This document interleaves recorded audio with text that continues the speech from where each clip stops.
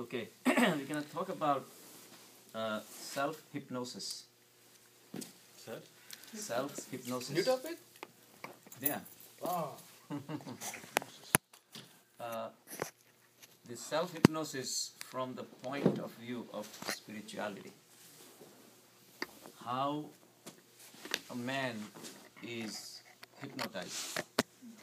And because of this hypnosis, how we are missing our journey to the final destination.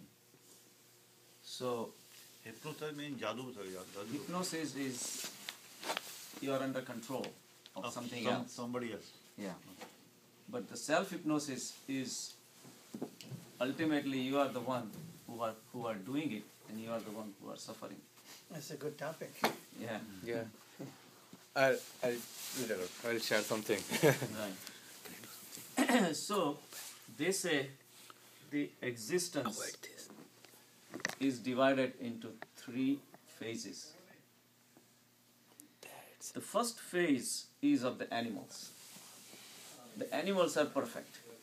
The way they were made, there is really no progress possible for them. And they are born the way they were supposed to be born. And they're going to die the way they were born, pretty much, without significant progress. Second phase, on the other extreme, are like Buddhas and Mahavirs, who can have changed the course, have taken advantage of their life, and have reached to a state of perfection.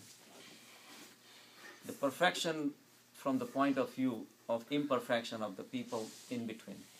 Like animals have no chance of progressing, Buddhas already have reached to the final state. That's why they are at total peace.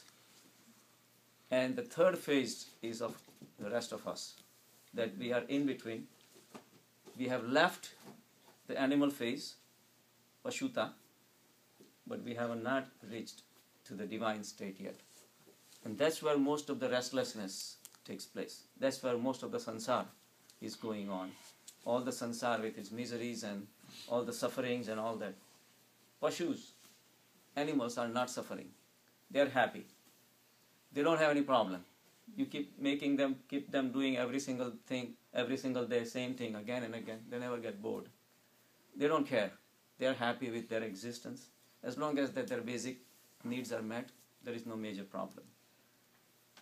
And Buddhas are very happy because they have reached the state where they have understood the whole concept of the sansar, and they say there is no point in suffering, no attachments, and they are at total peace. So only the man who is in between, and that's majority of us, we are suffering. So we have left, now we are somewhere in between. We have a phase, a state of animal nature within us, and we have a potential to become divine at some point. But we are holding on to both the phases. So ours is a very interesting stage of evolution that's going on. So we have left the world of animals, the birds, the trees, the rocks, the minerals, everything behind. And at some point we have a potential within us to realize our divine nature and move on. But the problem is, where we want to go to, we don't know the way. And we haven't been there. So it's like a fear of unknown. No GPS. No GPS there. It's a belief. What's that? The belief is that we are trying Agree. to go Agree. some Of course. place. Of course. But we don't know where we are. Yeah, Right. But that's aim is there. But the restlessness is there because we are going into unknown. Right. We have never been there. If we had been there, we wouldn't be here. We would be in a nirvana state. But we haven't been there. And yet, at the same time, what we are familiar with is what we just left, is the Pashuta. You know the word Pashu? What does that mean? Bird. Pash. Pash. Yeah. Pash means bound. Bound. It's like buffaloes and the cows, they have to be tied. They're domesticated, Rodeo or something. right? Right. So, being tied to something is built into our nature. we take comfort in being tied. Once we are bound with something, it gives us security. That's true. So we feel secure and we hold on to that. When we are upset and we are restless, Drink. couple of glasses of scotch will help us. We'll relax. And well, that's what people say. But what happens is we're going to the pashu nature. We're going into our animal phase after drinking. Because for time being at least, we have stopped making choices. See, when you have not had a drink, you are free. To drink, not to drink, all these choices are in front of you. But once you make one choice of drinking, then you're bound to that choice. Now, you feel secure that, okay, I'm happy and I'm enjoying this state of somnolence, kind of drunk state, and I'm happy with that. So it's a comfort that we get by becoming pashu again. We are tied to the alcohol. The same thing with LSD or marijuana or the drugs, or to that matter tied to the lure of money or sex or people or drugs, whatever. Whenever we are tied, we showing that we have a comfort in being tied to something. And we want to tie ourselves with something. Is that same as dependency? Yes. Kind of, yeah. Right, so external dependency.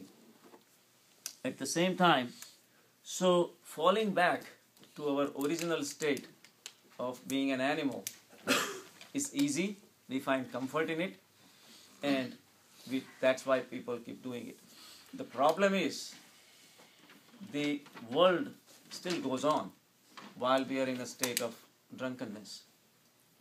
Even though we are maybe intoxicated with one object, but the world still goes on.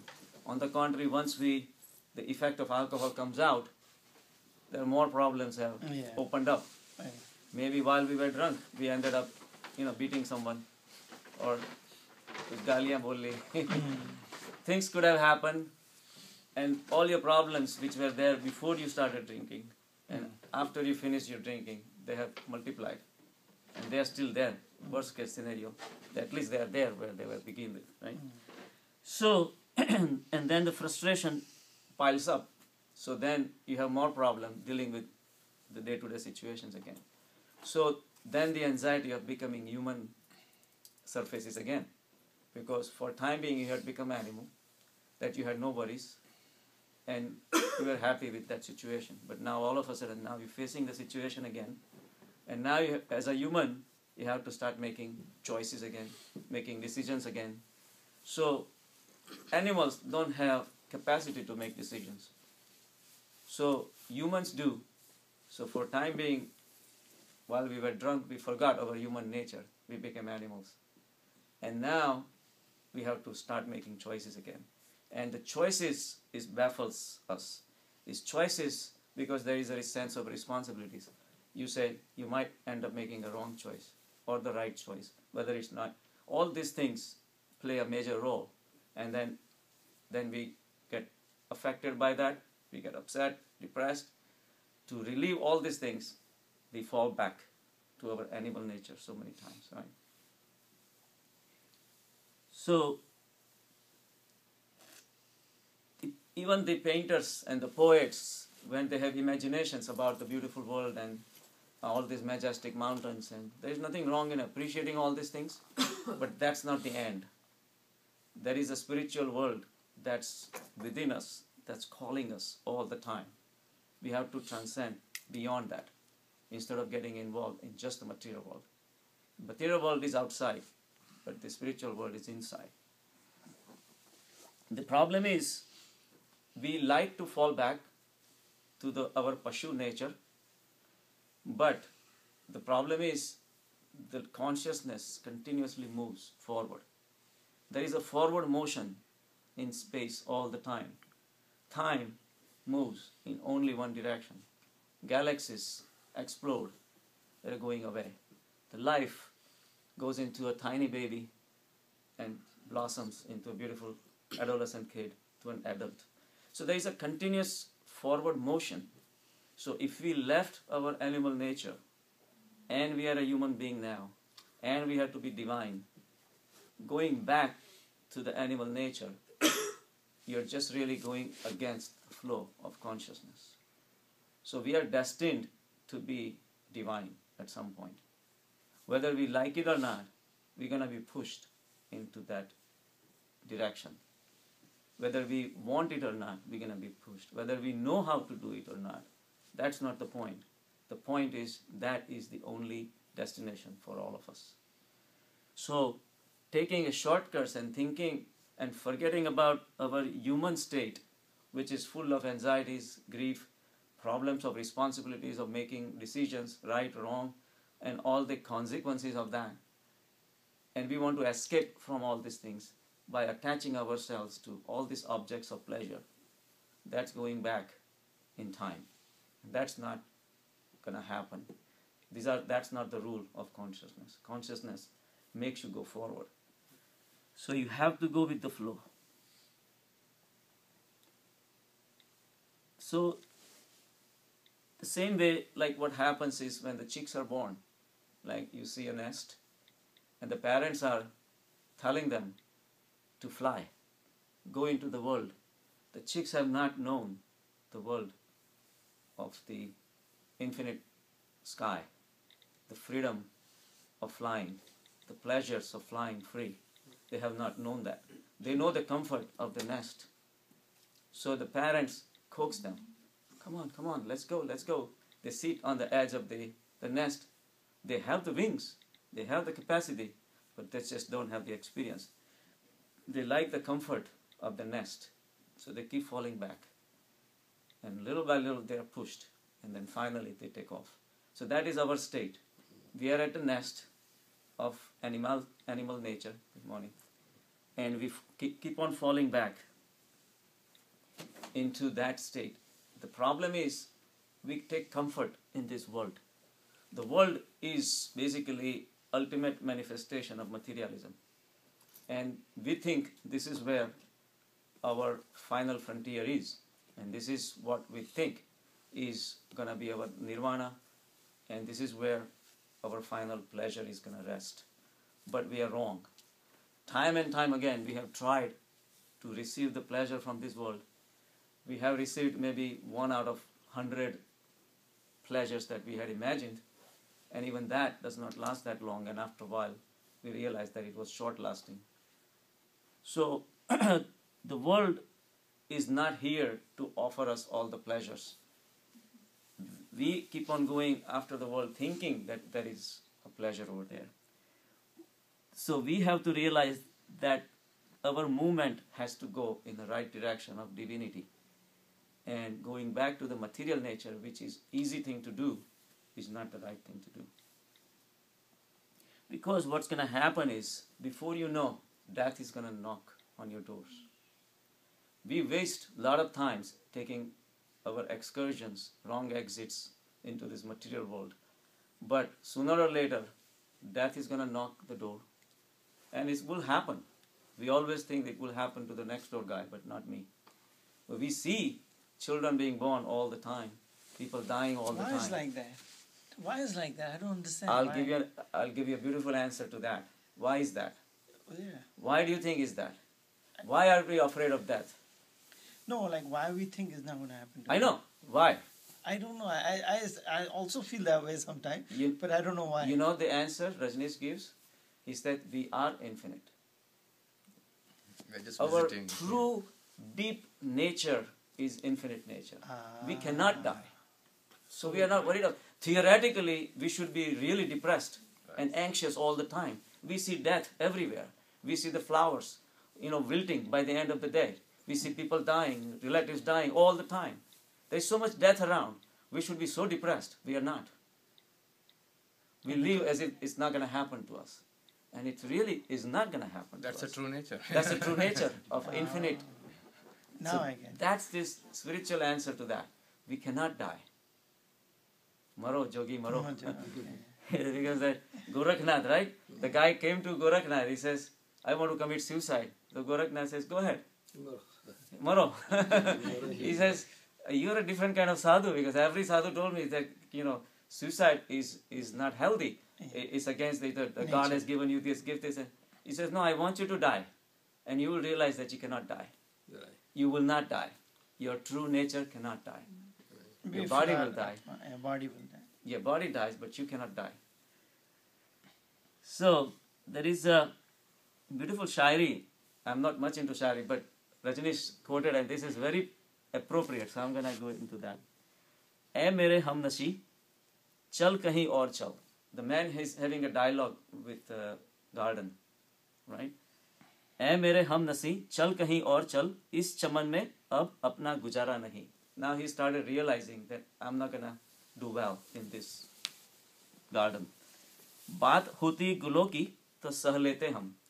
बात होती गुलों की तो सह लेते हम, अब तो कांटों पे भी हक हमारा नहीं. Wow. I don't mind if I have to give up flowers, but they don't even let me touch the thorns.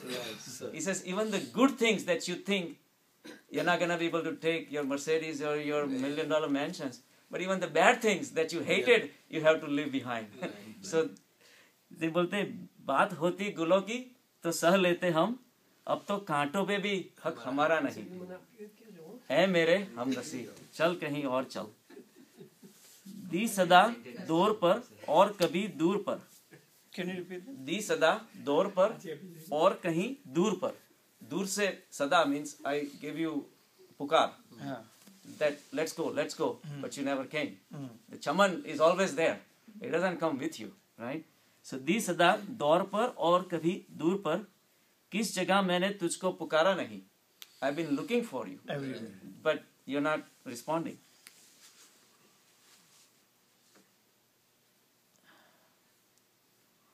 धोखे में यूं धोखे में यूं खिला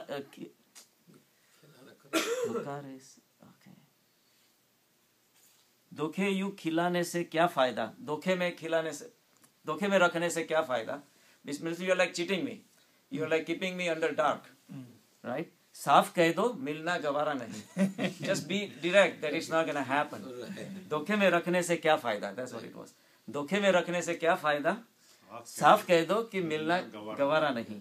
ऐ मेरे हमनसी. गुलिस्ता को लहू की जरूरत पड़ी. When the garden needed blood, सबसे पहली गर्दन हमारी कटी. See, when there was a need for a human work, I work like dog in this world to collect all these pleasures, right? So I'm sweating and killing myself to improve this society. But when I wanted the society back, they said it's off limits. So गुलिस्ता को लहू की जरूरत पड़ी, सबसे पहले गर्दन हमारी कटी. फिर भी कहते हैं मुझसे ए अहले चमन, ये चमन है हमारा तुम्हारा नहीं. After my sweating, like sweat and blood and everything, he says it's not yours, it's off limits. Sansar is never yours and never will be yours. ऐ मेरे हमनसी, जालिमो अपनी किस्मत पे नजाता हो, दौर बदलेगा, ये वक्त की बात है. So now the guy is going to rebel. Now he realized that there is nothing in this world and I'm not being treated fair. So he says, जालिमो, वक्त की बात है, दौर बदलेगा. The world is gonna change. वो यकीनन सुनेगा सदाएं मेरी. God is there. He's gonna listen to me. क्या तुम्हारा खुदा है हमारा नहीं. After all, I also have God in behind my back.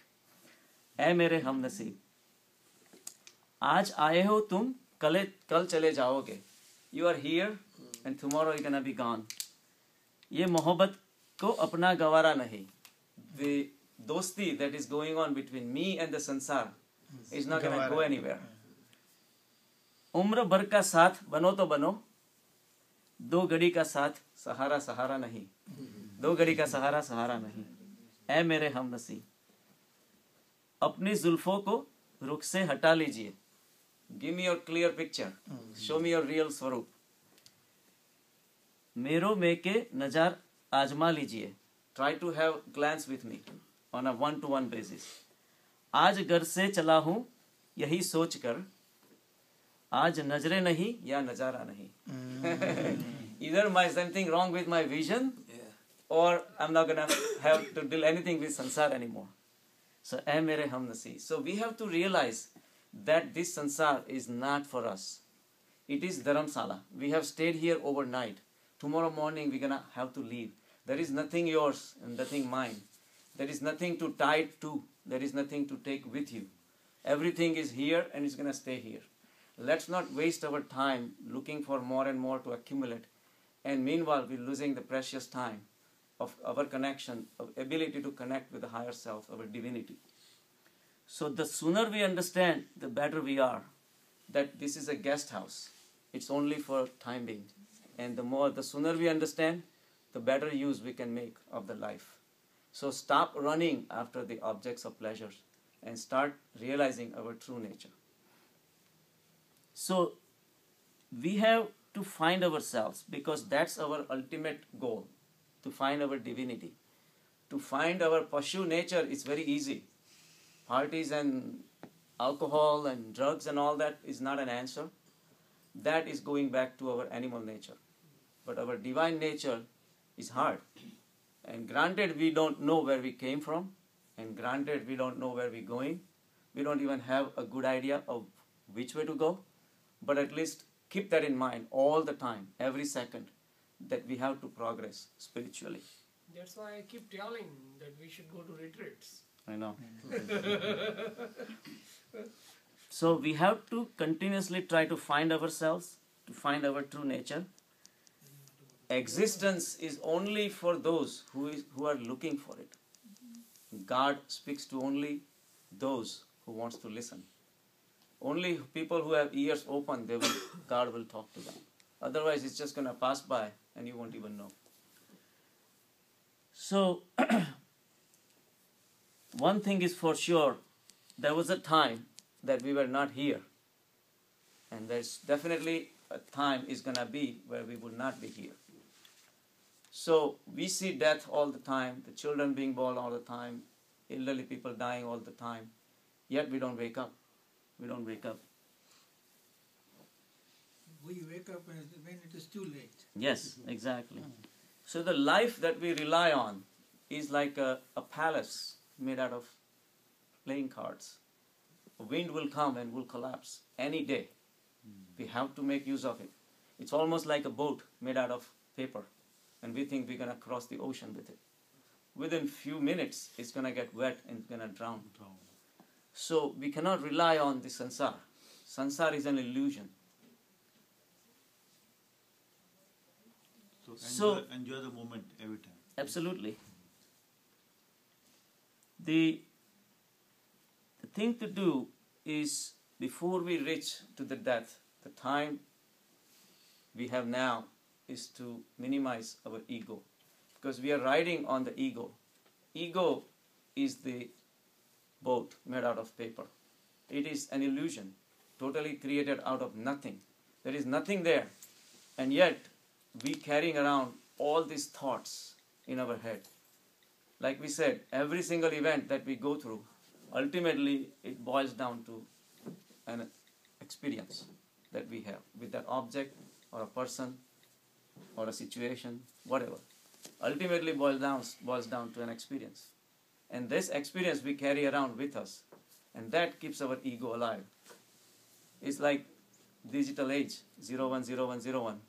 Whatever we see in the front of the computer on the screen, maybe 10,000 different scenes, but ultimately it boils down to pixels.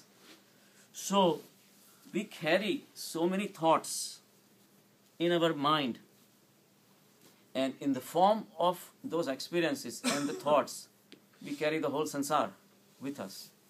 All these mountains and rivers and trees and gurudwaras and mosques and temples, people. We have so many thoughts and so many memories and more memories and layers and layers and layers, like onions, layers of onions. You keep on opening them, you keep on getting deeper and deeper. There are more and more thoughts and more memories. They just keep coming out. There is and yet, ego has no physical existence. So it's so tiny, and yet it holds the whole sansar within itself. So how much hypnotized we are with the sansar, right? So there is a story of Nagarjuna. It was a Buddhist monk. One guy came to him, he was a farmer. He says, I want to go on the path of enlightenment, but I can't get rid of this sansar from my head. That's the story for all of us. So Nagarjuna started laughing. He says, why are you laughing? He says, the way I look at it, I want to hold on to this sansar and I cannot. And you have opposite problem. You have hold on to the sansar, you cannot give up. We are at extremely opposite ends. He says, what do I do?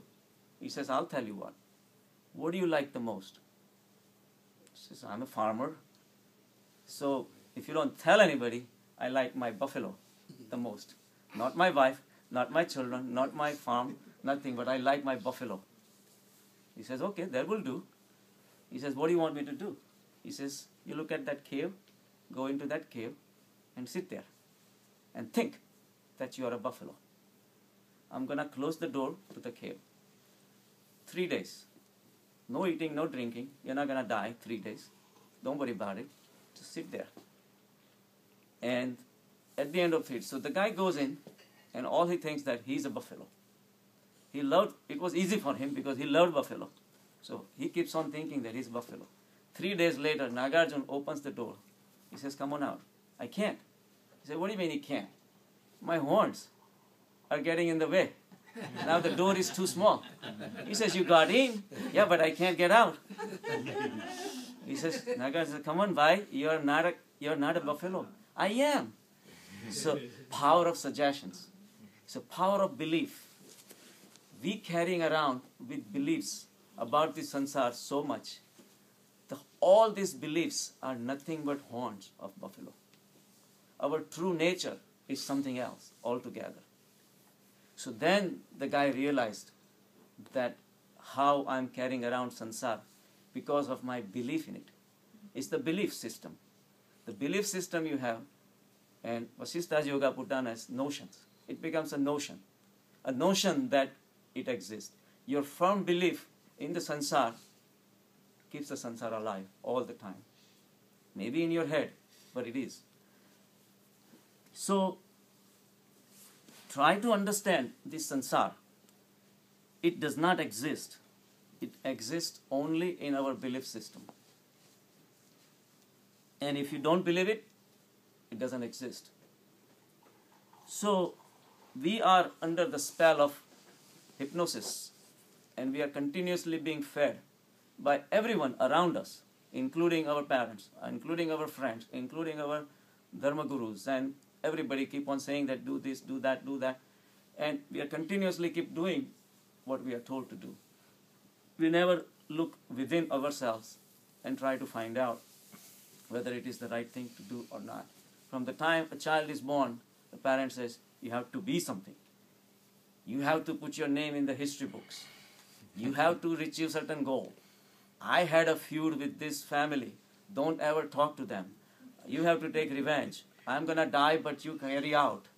All this hypnotism goes on all the time. And under that spell, we keep on working like dogs till we die. And we never come out of it. We never enjoyed life. Because of all this hypnotism that was carried out on us. And the power of suggestions is so powerful. It can cause miraculous things. I'm sure people have seen all these hypnotism shows in India. Right? Marketing is hypnotism. Same thing again. Yeah. They really make you believe that this is what it is. You need that hamburger. Right. iPad, Yeah, iPhone. iPhone. That's true. So it's like toys. Like children are given toys. And children keep on playing with those toys.